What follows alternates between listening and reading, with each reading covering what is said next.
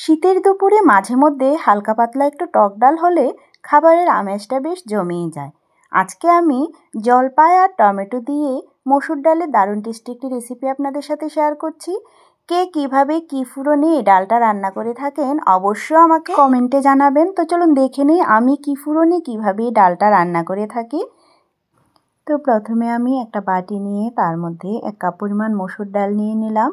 ডালটাকে এবার 3 থেকে 4 বার জল পাল্টে ধুয়ে নেব। ধুয়ে নিলাম ডালটা। এবার চুলায় কড়াই বসিয়ে তার মধ্যে জল দিয়ে দিচ্ছি। জলটা দিয়ে তাতে মসুর ডালটাকে দিয়ে দিচ্ছি। ডালটা দিয়ে তার মধ্যে পরিমাণ মতো নুন দিয়ে ডালটাকে সেদ্ধ করে নেব।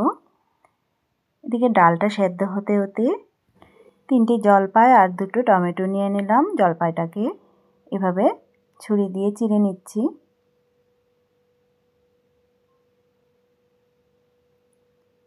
টমেটোগুলোকেও হাফ করে কেটে নেব। আমি টমেটোগুলোকে 4 পিস করে কেটে নিচ্ছি।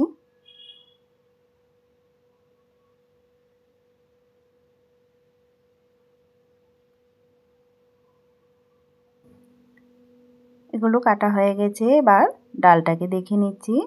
ডালের উপরে যে লেয়ারটা পড়েছে এগুলোকে ফেলে দেব।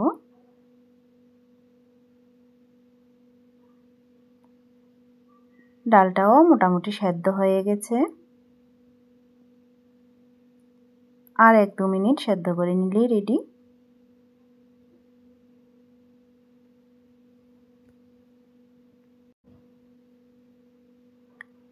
একদমই সেদ্ধ হয়ে গেছে ডালটা। এবার আমি একটু ডালটাকে ঘুটে নিচ্ছি এভাবে করে। এবার নামিয়ে নেব। ডালটাকে নামিয়ে একটু জল গরম করে নেব। ডালটা অনেকটা ঘন হয়েছে তাই একটু গরম জল দিয়ে দেব ডালের মধ্যে। জলটা গরম হয়ে গেছে। এবার নামিয়ে ডালে দিয়ে দিচ্ছি। দিয়ে কড়াইটা পরিষ্কার করে নিলাম। কড়াইটা পরিষ্কার হয়ে গেলে তার মধ্যে সর্ষের তেল দিয়ে দিলাম। সর্ষের তেলটা গরম করে নিয়ে তার মধ্যে আমি 2টো শুকনো লঙ্কা দিয়ে দিলাম আর হাফ চামচের মতো রাঁধুনি হাতে নিয়ে নিলাম। এটাকে ঘষে দিয়ে দিলাম। আর দিয়ে দিচ্ছি সামান্য একটু সর্ষে। আমি রাঁধুনি আর সর্ষে ফোড়নে ডালটা করছি। খুবই টেস্টি হয়ে থাকে এই ফোড়ন দিয়ে টক ডাল রান্না করলে। ফোড়নটা লাল হয়ে গেলে তার মধ্যে টমেটোগুলো দিয়ে দিলাম আর জলপাইগুলো দিয়ে দিলাম। মিশিয়ে নেব। সামান্য একটু হলুদ গুঁড়ো দিয়ে দিচ্ছি। হলুদ গুঁড়োটা মিশিয়ে নেব। হলুদ গুঁড়োটা মিশিয়ে নিয়ে ঢাকা দিয়ে দেব 2 মিনিটের জন্য। তাহলে টমেটো আর জলপাইগুলো সফট হয়ে যাবে। 2 মিনিট পর ঢাকনাটা খুলে নিচ্ছি। এগুলোকে মিশিয়ে নিয়ে এবার তার মধ্যে ডালটাকে দিয়ে দেব।